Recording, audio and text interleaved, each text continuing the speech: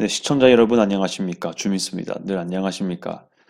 네, 이 지역은 지금 제가 예루살렘에 있는데요. 여기는 현재 좀 불안해 있습니다.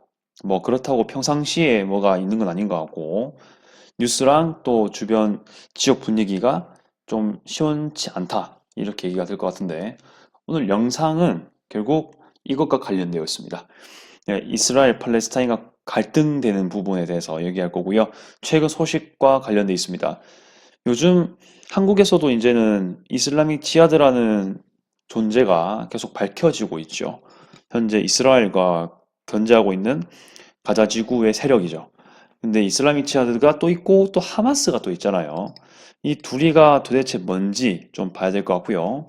그리고 두 번째로는 이 가자 지구에서 미사일이 날라오는데 여러분 다 아이언돔 다 아시잖아요. 근데 아이언돔에 따라 다 요격이 됩니다. 근데 어떤 것들은 멀리 날아갑니다. 그렇다 보니까 뭐 멀리 날아가도 물론 요격이 다 되지만은 그래도 이 참 멀리 가는 것들 때문에 또 많은 넓은 범위에 있는 사람들이 또 긴장을 하게 되는 게 있잖아요. 심지어 예루살렘 근처까지 가게 되는 일이 발생합니다. 네, 과연 어떠한 일이 있었는지 한번 살펴보도록 하겠습니다. 약간의 심층분석입니다. 여러분들과 함께 하도록 하겠습니다. 자, 일단 이슬람식 지하드가 뭔지부터 살펴볼 필요가 있습니다. 약간 역사가 들어가거든요. 네, 결론만 말씀드리면은 이 이스라엘을 완전히 반대하고 대항하는 것의 의미에서 봤을 때는 하마스와 거의 똑같습니다. 그리고 많은 면이 비슷한데 조금의 역사적 배경이랑 그리고 뭔가 이면이 있습니다. 그런 걸 좀 말씀드릴게요. 일단은 1981년으로 그 시대가 올라갑니다. 사실상 형성이 된 게 이때인데요. 처음에는 이슬라믹 지하드란 이름이 아니었습니다. 그런데 중간에 바뀌었고요. 사실상 근데 이게 거의 이슬라믹 지하드로 가기 때문에 81년을 결성한 그 시기로 보고 있습니다. 근데 그 시기 어느 시기냐면은 그 당시 이집트 대통령이 사다트였습니다. 이스라엘과 오랜 전쟁 끝에 결국 외교 정상화를 하게 되는 대통령이죠. 그런데 그 반대 세력에 의해서 암살당합니다. 그런데 이 이집트 사람이 암살했잖아요. 그 암살했던 세력이 누구냐면 바로 무슬림 형제단이거든요. 네, 무슬림 형제단이 이제 이집트에서 나잖아요.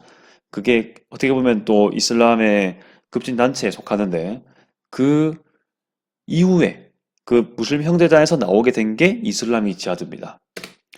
네, 그렇게 이해할 수 있습니다.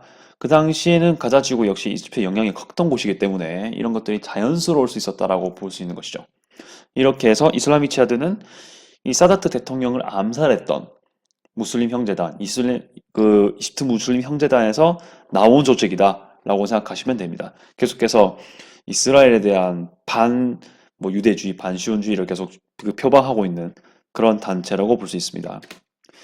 하마스도 역시 이러한 반시온주의, 반이스라엘주의, 반유대주의가 가고 있고 분명히 로켓도 똑같이 쏘거든요.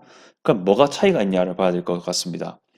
자, 이슬라믹 지하드는 이렇게 1981년에 결성이 되었습니다. 그런데 하마스 같은 경우는 발생 배경이 약간 달라요. 일단 하마스 역시 무슬림 형제단에서 나왔습니다.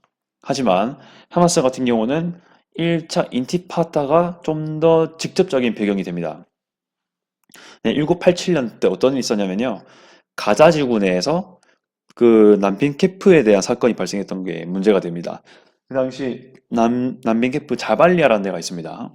네, 거기에 이미 이 당시에는 이스라엘군이 가자 지구에 들어가 있었습니다. 지금은 철수를 했는 상태이긴 한데 네, 이스라엘 군 트럭과 가자 지구 내 민간인 차량 사고 때문에 팔레스타인 사람이 4명 사망했습니다. 네, 이게 뭐 이게 그냥 넘어갈 일이라 생각할 수 있겠지만 가다지고 당시에 사람들 얼마나 또 이스라엘에 대해서 반대가 많았을까요? 네, 이러한 사건들이 되게 스파크가 일어날 여지가 너무 많았던 그런 시기이긴 했습니다. 그래서 이때 이것을 계기로 이스라엘 지역도 물론이고 서한 지구에서 물론이고 대거 이 팔레스타인의 시위가 일어나고 공격적인 행동이 나오는데 이때 이스라엘군이 아주 강압 진압을 하게 되죠. 아무튼 간에 이러한 것들이 배경이 돼가지고 제1차 인티파다, 봉기가 발생합니다. 인티파다가 아랍어로 봉기를 뜻합니다. uprising을 뜻하고요. 일반적으로도 uprising, 인티파다는 맞습니다. 근데 여기는 좀 고유 용어로 나오게 되는데요. 그런 것도 같이 볼 수가 있다. 이때 뭔가 이 팔레스타인이 하나로 똘똘 뭉쳐가지고 이스라엘을 조직적으로 뭔가 목표를 두고 그들이 우리에게 향한 어떤 행동들이 좋지 않은 걸 너무나 잘 알기 때문에 끝까지 저항해야 된다라고 생각했던 그런 의미에서 하마스가 만들어집니다. 네, 조금 더 다른 배경에서 만들어지긴 하죠. 그래서 하지만은 뭐 결론적으로는 노선 이런 것들은 거의 똑같다라고 보시면 될 것 같습니다.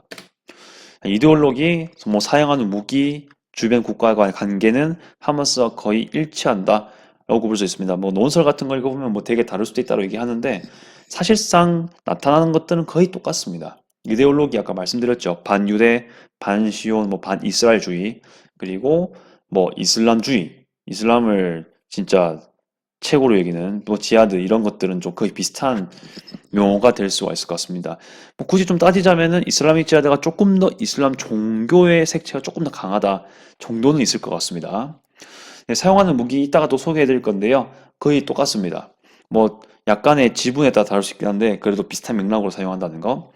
그리고 주변 국가의 관계를 봤을 때는 레바논의 헤즈볼라, 물론 이제 국가는 아니지만 그런 것들이 어떻게 보면 군사 조직이잖아요. 이란, 뭐 시리아 이런 나라들하고는 다 사이가 네 거의 여기가 협력 관계라 봐야 되겠죠. 이렇게 볼 수가 있습니다. 이스라엘 때문에 그렇죠.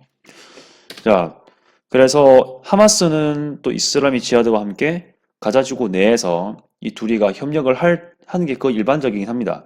근데 어떤 알력은 존재하는 것 같습니다. 왜냐하면 둘 다 가자지구 내에서의 어떻게 보면 무장 정파 단체거든요. 그런데 하마스는 사실상 어떤 인식을 가지고 있냐면은 본인 자체가 가자지구에서 1인자라는 의식에 매우 강합니다. 그런데 이렇게 이슬라믹 지하드가 독단적으로 이스라엘을 향해서 미사일을 쏜다. 이렇게 된다는 것은 결국 또 국제적으로는 이슬라믹 지하드에 대한 존재가 더 드러나게 될 것이고 팔레스타인 내에서도 이슬라믹 지하드의 인기도가 인지도 둘 다 올라가게 될 가능성이 높거든요. 그렇기 때문에 하마스가 좀 견제하는 심리는 있습니다. 물론 근본적으로는 이스라엘을 반대하고 저항하고 싸우는 면에서는 똑같지만은 어떻게 보면 가자지구 내에서는 좀 정치적인 라이벌 관계라고도 볼 수 있는 그런 거죠. 사실 지금 요즘에 그 이슬라믹 지하드가 독단적으로 이스라엘과 지금 전쟁을 하고 있다고 표현하고 있는데 하마스는 아직 협력을 그렇게 적극적으로 하지 않고 있습니다. 이런 것도 역시 좀 하마스도 약간 시세를 읽고 있는 그런 정세를 좀 읽고 있는 상황이 아닌가라는 생각을 하고 있습니다. 그래서 이렇게 좀 뭔가 쉽게 말하면은 이슬라믹 지하드에 끌려가지 않기 위한 어떤 행동에 조치면서도 전력을 좀 유지하기 위한 것까지 포함되지 않을까라고 생각을 하고 있습니다. 자, 이번에는요, 하마스의 미사일 범위가 어떻게 되는지를 말씀드리겠습니다. 근데 이게 어떻게 보면은 그 제가 좀 무기를 검색을 해봤거든요. 근데 특히 뭐 1번, 2번, 4번, 5번 뭐 그러니까 지금 말할 것도 없어요. 지금 번호 적힌 거 있죠. 이것들은 사실 이슬라믹 지하드도 다 사용하는 것들입니다. 상당히. 그렇기 때문에 사실상 하마스 뭐 이슬라믹 지하드가 가지고 있는 무기 개수가 다르겠지만 그래도 다들 사용하는 거는 거의 비슷하다라고 생각하면서 그 전제를 깔고 얘기를 하겠습니다. 일단 그 하마스하고 이슬라믹 지하드는요. 제일 많이 사용하는 것은 1번 미사일입니다. 까쌈이라는 미사일인데 자, 이것은 어떤 그 사람의 이름을 딴 것으로 제가 기억을 하고 있습니다. 그 여단의 이름을 딴 걸로 기억하고 있습니다. 까쌈 브리게이드라는 여단인데 그 영국 미명 시대 때 그때 그 영국과 싸웠던 팔레스타인 사람들이 모인 어떤 준군사 조직이었나요? 아무튼 그런 거였던 것 같습니다. 네, 그런 것이 유래한 그 여단 단체 이름이에요. 거기서 까온 거긴 한데 가장 싸고 가장 단거리 미사일입니다. 그래서 가장 많이 쓰는 미사일인 걸로 몇 천 발을 가지고 있는 걸로 그렇게 뭔가 이스티메이트가 좀 그 평가가 되는데 그렇게 수치화가 되는 것 같은데 자 이것은 뭐 진짜 여기 뭐 10km 있는데요. 16km까지 많아봐야 그렇게 가는 것 같습니다. 그리고 참고로 가스함 미사일이 보통 그 가격이 되게 싸다고 하더라고요. 이게 진짜 다 인쇄 검색하면 나오는 건데 일단 한 10년 더 된 시기 전에 $800였다고 합니다. 그러니까 어떻게 보면은 거의 가격이 뭐 몇 백만 원? 이렇게 보면 된다고 치면은 되게 싼 금액이라고 판단되죠. 그래서 막 쏘는 거죠. 아마 이제 이번에 뉴스에 나왔던 뭐 베트 셰메시라든지 뭐 바트 아인 이건 예루살렘 근처에 있는 거거든요. 이런 가스미사일로는 절대 갈 수가 없습니다. 그렇게 되고요. 꼬츠 101 돼 있는데 꼬츠가 예루살렘을 의미합니다. 그렇게 돼 그라드 이거는 이제 소련 러시아의 영향을 받은 그런 미사일인데 약간 중장거리 미사일입니다. 그리고 M75랑 파즈르 5 특히 파즈르 5가 좀 유명하거든요. 파즈르 같은 경우는 이란에서 만든 미사일로 되게 잘 알려져 있습니다. 장거리 미사일이고 네, 그거랑 좀 비슷하게 생겼는 M75 제가 뭐 군사 전공가 아니고 뭐잘 모르긴 하지만 이 두 개를 좀 같은 부류로 보고 있습니다. 그리고 R160 이게 좀 되게 먼 미사일인데 좀 뭐라고 해야 될까요? 개수는 적지만은 갈수록 가격이 비싸지는 성향은 좀 있습니다. 아무튼 이런 것들을 볼 수 있고 M302 이거는 제가 뭐 엄청 자세히는 모릅니다만 그래도 이것도 간혹 쓰일 수 있겠다라고 볼 수 있는데 아무튼 번호가 커질수록 더 가지고 있는 개수는 적을 경향이 많습니다. 아무튼 근데 이제 요즘에 그 베트시메시라든지 그리고 바이탈 아인 그 이제 예루살렘 근처에 있거든요. 그런 미사일 같은 경우는 1, 2번으로는 절대 할 수가 없습니다. 되게 이거는 단거리 미사일이기 때문에 안 될 것 같고 최소한 3번, 4번, 5번으로 많이 하지 않을까 싶습니다. 6, 7번은 되게 또 너무 또 그 단거리가 가능하기 때문에 이런 것들 많이 아껴둘 가능성이 높거든요.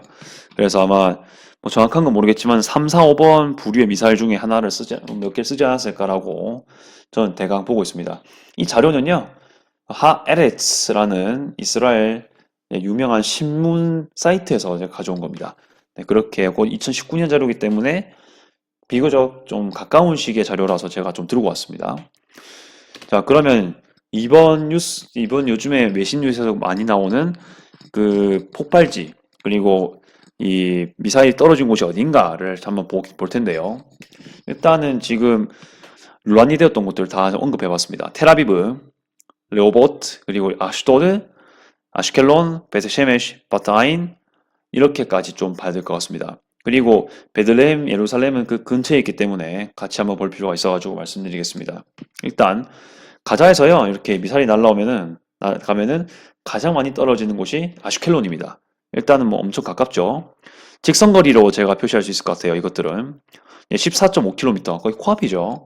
그러니까 이제 가셈이라든지 알꽃 이런 식으로 되게 단거리 미사일로도 싼 미사일로도 얼마든지 쏠 수 있는 그런 곳이고 특히 여기 스테로트 보이시죠? 여기는 가자 중심지하고 3.7km밖에 차이가 안 납니다. 그 대충. 그래서 스테로트도 항상 긴장하는 곳 중에 하나라고 볼 수 있겠습니다. 근데 최근 한 며칠 한 2, 3일 간격으로 해가지고 이제 폭발하고 또 미사일이 떨어졌던 이게 이제 난 떨어진 곳 그런 곳에 대한 지역이 어디냐면요. 텔아비브랑 레오봇, 베트셰메시, 바트아인입니다. 잘 보시면 가자와의 직선거리가 47, 48, 54, 64입니다. 이거는 절대 단거리 미사일로는 할 수가 없습니다. 그래서 가쌈이랑 꾸츠 그들이 진짜 싸게 쓸 수 있는 미사일로는 안 되고요. 그라드, M75, 파즈르 5 이게 파즈르도 파즈르 5가 좀 대표적이거든요. 이 세 개 중에 하나가 될 가능성이 높다. 그런데 텔아비브 같은 경우는 그라드도 좀 쉽지 않을 거라는 걸 봤을 때 좀 더 장거리 미사일인 M75, 파즈르 류 미사일이 아닌가 싶습니다.